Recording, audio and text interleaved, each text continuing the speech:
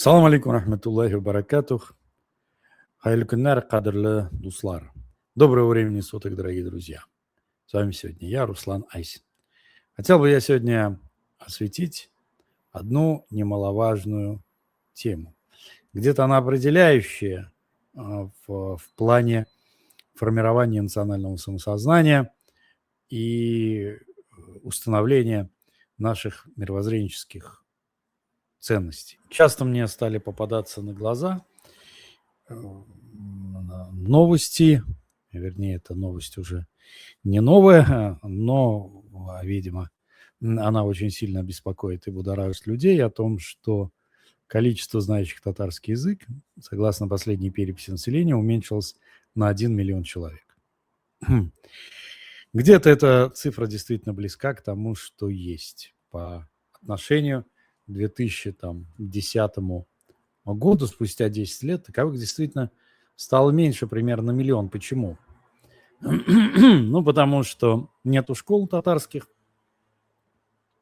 потому что нету учителей, раз нету школ, некому учить, закрываются татарские кафедры в педагогических вузах, в педагогических учебных заведениях. Ну и вот она вам, пожалуйста, система, при которой одно следует за другим. Нет учителей, нет учеников, нет учеников, нет учителей, поэтому нету соответствующего социального запроса. Плюс ко всему власти делают все, чтобы этого не было. Закрываются эти школы, и даже в местах компактного проживания татар, что говорить, в самом Татарстане просто катастрофа.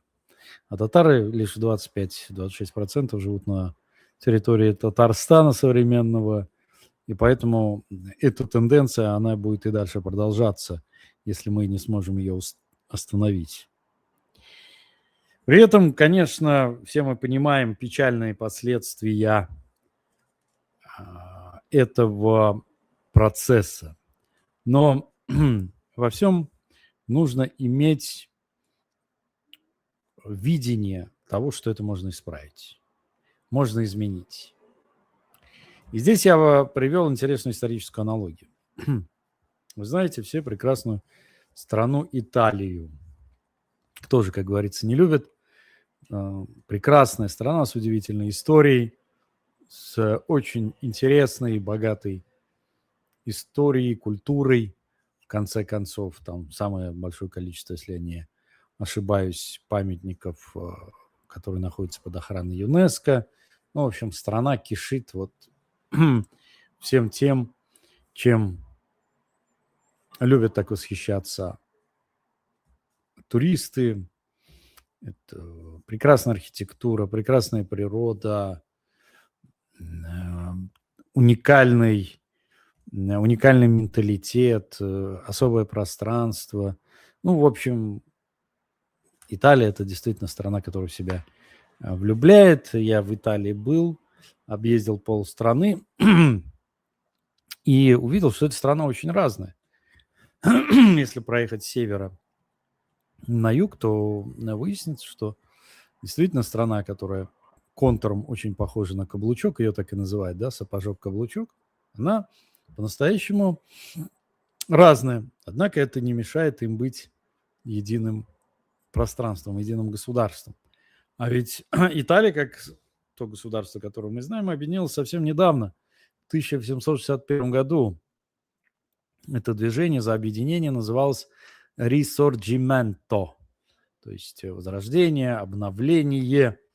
Началось оно с так называемой «Весны народов» 1848 года и закончилось спустя 13 лет. Ну, 1861 год и 60-е годы в целом характерны для всего мира, потому что в России в этот год было объявлено об том, что крепостное бесправие отменяется. В Соединенных Штатах в эти же годы проходила гражданская война. В Японии это революция Мэйдзи, ну и так далее и тому подобное. То есть то, что называл известный философ Карл Ясперс осевое время, мировая судорога. Ну, это тема для отдельного разговора. Короче говоря, До объединения Италии не существовало единого государства, потому что до этой даты фактически территория вот нынешней современной Италии была разделена на множество государств, политий. То есть это королевство Сардиния, королевство обеих Сицилий, это Папская область, она большая была. То есть сейчас она замкнута на Ватикан, тогда это большая территория, это Великое герцогство Тосканское, бесспорно. На севере это владение Австрийской империи, ну и так далее и тому подобное. Так вот, что очень характерно, каждый регион развивал собственный язык или диалект. Ну, то есть у каждого региона был свой говор, язык, ну и диалект. Тут можно спорить, и филологи спорят, отдельно ли языки они, или это же все-таки диалекты, или это говоры. Причем некоторые из них настолько отличались друг от друга, что жители соседних областей, государств просто не понимали друг друга. Ну или понимали, но очень плохо, там, в общих каких-то аспектах. То есть, например, такие, ну, диалекты или языки: венецианский, неаполитанский. Ну, сицилийский-то точно отдельный язык просто. Сардинский, пьемонтский, собственно говоря, ломбардский. И несмотря на это, в 1861 году Италия смогла объединиться. Но есть разные оценки, вот здесь очень важно. Говорят, что к моменту Рисорджименто объединения 2-3% населения уже этой объединенной новой Италии владели литературным языком, тем языком, на котором сейчас говорит вся Италия. Ну, опять-таки, оценки разные, смотря что иметь в виду под понятием «знать». Ну, где-то вот все равно эти цифры. 2, 3, 4, 5, 6 там, не превышало, скорее всего, 8%. Но при этом государство установилось, при этом итальянский, именно тосканский официальный языком Италии стал тосканский язык. Почему тосканский? Здесь, естественно, немалую важную роль сыграла литература, как всегда это бывает. Еще, вы знаете, в XIV веке во Флоренции жили 3 великих мыслителя, ну, писателя: Данте Алигьери, бесспорно, с его божественной комедией, Франческо Петрарка, ну и Джованни Боккаччо. То есть такие вот 3 столпа. Именно вот они создали эти произведения, которые стали впоследствии классикой не только итальянской, но и в целом европейской, мировой литературы. А язык, на котором они писали, был флорентийский вариант тосканского диалекта или тосканского языка, который впоследствии, вот из-за того, что они его на нем создали эти прекрасные произведения, стал таким доминирующим и литературным языком. Ну, с татарским происходило то же самое, когда фактически Тукай создавал литературный язык, да, и поэтому заказанский диалект, Казан артадибес, да, Арща яхлара, Саба, вот, они стали основой, базой для формирования литературного татарского языка. А ведь татары проживают на большей территории, нежели современная Италия, я к этому. Ну, а уже в XVI веке известный гуманист Пьетро Бембо предложил использовать язык этих авторов как литературную норму. И она, после некоторых дискуссий, да, ее интеллектуалы, которые проживали на территории Апеннинского полуострова, они ее приняли. Но парадоксальная ситуация никуда не делась. То есть люди знатные, высокообразованные говорили на тосканском, получается, а простой люд, народ, продолжал говорить на своих языках, на своих говорах, на своих диалектах. Образованные люди писали стихи, там книги, официальные документы, да, велись на литературном тосканском. То есть, как таковой-то единый литературный язык у Италии был, но на нем не разговаривала подавляющая часть населения. Причин несколько. Во-первых, люди проживали столетиями на тех территориях, на которых они проживали, условно говоря. Ну, жили они там в Пьяченце. Ну, вот так и жили, мало с кем общались, то есть они были локализованы. Им этого было достаточно, они вели свое хозяйство, они там же торговали, их дети вырастали и там же оставались, ну, то есть не было коммуникации с большим миром. Большинство населения тогдашней Италии, тогдашнего Апеннинского полуострова, это были крестьяне маломобильные люди, они мало перемещаются, потому что они связаны с землей, с сезонными работами, им постоянно необходимо присматривать за своим многочисленным хозяйством. Хозяйство это очень сложное, поэтому им, как говорится, не до жиру. Им просто даже он не нужен был, этот общенациональный язык, вряд ли он там житель Сиены мечтал уехать куда-нибудь в Калабри и там что-то делать. Ну, коммуникации-то не было, да, чтобы доехать. Это была большая проблема, нужны были деньги, не было там ни железной дороги, ни самолетов тем более. Поэтому надобности в общенациональном языке не было. Чтобы объясниться, ну, на пальцах объяснялись или вот на пинчике так называемом, да, на стыке двух языков. Следующий аспект. Не было массового образования. То, что потом впоследствии пришло, массовое образование. То есть к середине 19 века, как раз к моменту Ресорджименто, уровень неграмотности в Италии достигал 70%. А на юге и до 90%. Юг самый такой отсталый до сих пор, да, в отличие от севера, который очень близок. Вот, например, мы проехали с Австрии, с Германии, ну и ты чувствуешь, вот север Италии, это действительно, вот он очень близок к Австрии. Там порядок такой вот, все, что свойственно немецкоязычному пространству. А уже чем южнее ты спускаешься, тем больше ты ощущаешь вот эту южный менталитет, южный такой взгляд на жизнь. Очень так интересно, очень колоритно. Дальше, если человек, например, умел читать, это вовсе не говорило, что он должен был обладать или говорил на литературном итальянском. Ему, в принципе, это не нужно было. Для этого нужно было читать какие-то книги, для этого нужно было время, как вы понимаете, чтобы читать книги. Нужно было эти книги покупать, нужен был какой-то запрос внутренний. И этот литературный язык был все-таки языком элиты. На нем говорили чиновники, юристы, преподаватели, писатели, там, высший командный состав, ну, городская буржуазия, городские интеллигенты, городская богема. Вот да, но это все равно небольшая прослойка населения. Теперь, как же вот этот вот язык литературный, которым владели вот несколько процентов жителей Объединенной Италии, смог распространиться по всей стране? Все дело в том, что как только Италия объединилась и стала централизованным государством, ну или единым государством, власти начали политику, сознательно государственную программу запустили языкового единства. На что был сделан упор? Школа, естественно, поэтому со школы мы начали. Обязательно образование. То есть детей приучали к литературному итальянскому. Они, конечно, говорили на своих диалектах, на своих где-то даже языках, но в школе обязательно преподавали литературный итальянский, литературный тосканский. Армия. Опять-таки, очень важный социальный институт.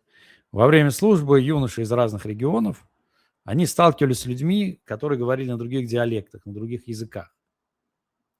И чтобы взаимодействовать, коммуницировать, они, естественно, вынуждены были переходить на общелитературную. Ну, просто ситуация вынуждала. Государственная бюрократия. Все документы велись на вот этом литературном итальянском, на тосканском. То есть обязательно. Ну, вот как вы приезжаете в любое государство, там, не во Францию. Там, понятно, дело производства ведется на французском языке. Вы едете в Турцию, дело производства ведется на турецком языке. Ну, как бы это нормально. Потом миграция произошла внутри страны. Начался процесс индустриализации. Начали строить заводы, фабрики. и миллионы людей, они срывались со своих мест, сельской местности в основном, потому что Италия была сельская страна в основе своей, как я уже сказал. Они двинулись в города. Эти города расширялись, разрастались, и этим людям был необходим язык общения, общий язык. Но и они там сталкивались с литературным языком, потому что, основной носитель литературного языка был город, естественно. Там же это и культура, и театры, и какие-то постановки, это газеты обязательно. Это, как я уже сказал, взаимодействие с чиновничеством. Какие-то бумаги нужно писать, запросы. В конце концов, устраиваться на работу надо, да, там тоже писать заявления. Все это необходимо было делать на тосканском языке. Следующее. Радио и телевидение. После Второй мировой войны именно они были самым таким мощным драйвером распространения стандартизированного языка. Особенно, как пишут специалисты, большую роль сыграла государственная телекомпания РАИ.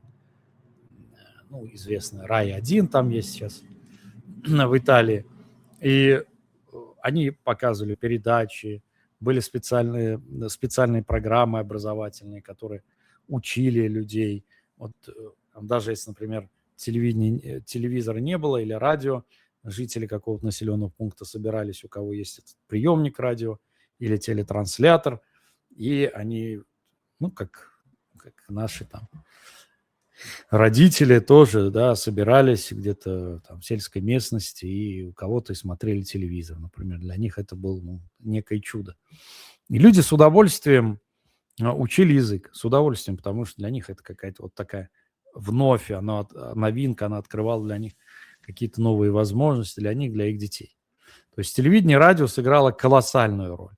В 50-х, 60-х годах, можно сказать, за одно поколение они фактически сделали единый язык. То есть раньше до этого шло чуть медленнее, понятно, потому что не было все-таки вот этого охвата крупного. Теперь встает вопрос, а что же произошло с диалектами? Они никуда не делись. Да, их влияние уменьшилось. Сегодня практически все итальянцы говорят на тосканском, на государственном языке, но в семьях у себя в местности, откуда они родом, они продолжают использовать свои диалекты, общаются в семье с родственниками, то есть и правительство итальянское поддерживает всячески, чтобы и эти диалекты или эти языки никуда не исчезали, потому что это тоже часть культурного наследия Италии. Понятно, что на юге, в сельской местности они сохраняются лучше, сицилийский, как я уже сказал, в принципе, это отдельный язык, наверное. Я так считаю, филологи могут меня оспорить, имеют право. Короче говоря, что мы имеем? Фактически 160 лет назад Италия не разговаривала на итальянском языке. Но отчет даже стоит брать не с этого момента, а где-то с 50-х, 60-х годов.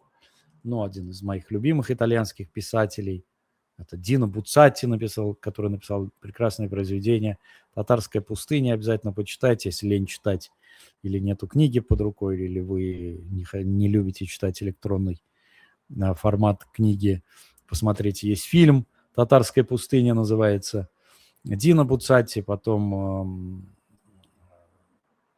Альберто Моравия, бесспорно, да, то, что я люблю, это не приспособленец, а известное есть у него произведение «Иль конформисто». Также снят фильм по нему «Конформист» с Трентиньяном в главной роли. Просто великолепно. Они творили как раз после войны. 50-е, 60-е годы, пик их творческой активности. И они тоже активно принимали участие в распространении и закреплении итальянского языка, этого тосканского. Теперь, переходя к нам, не нужно переживать. Мы все равно восстановим. Татары не в пример тогдашним итальянцам более образованы. У татар до революции, как писал еще Ленин, 80% образованных людей. Что тогда образованный человек? Тот, кто умел писать и читать. Причем писать и читать могли на нескольких языках. на арабском, на фарси, на русском, на османлы, то есть османский язык, на татарском, естественно, да, владели несколькими языками, поэтому татар говорят: татарга толмач кирякми. Татарину не нужен толмач, то есть тот, кто растолковывал, толковал, да, то есть не нужен был переводчик. И теперь смотрите, да, мы расселены, как современная итальянская нация, но при этом у нас тоже есть преимущество. Есть современные технологии, информационное общество нужно использовать. Даже люди, которые находятся в Канаде, в Соединенных Штатах проживают, вот, тамошние татары проводят различные кемпинги, лагеря языковые.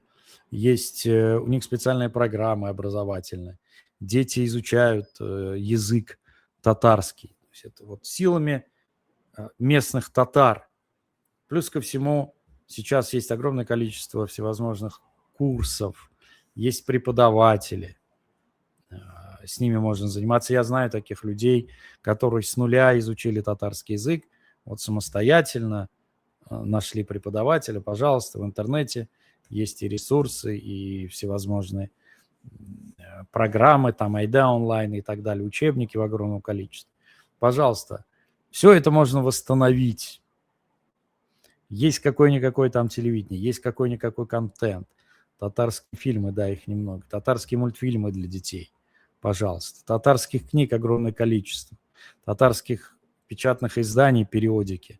Тоже татары там на втором месте после русского языка в Российской Федерации по количеству и номенклатуре периодических изданий, газет, журналов и книгопечатаний. Пожалуйста, вот я сам накачал огромное количество, библиотека у меня осталась, но я все равно каждый день стараюсь читать новости на татарском языке или какую-то книгу. Это помогает и поддерживать язык, и быть как бы в коммуникации, в высоком смысле, во взаимодействии метафизическом. Школы, вот со школами, да, действительно проблема, но мы их восстановим, как только мы восстановим независимость и государственность. И пройдем этот путь, Аллах берса, иншаллах. Не надо расстраиваться, нужно действовать. Нужно действовать. Примеров такого рода очень много.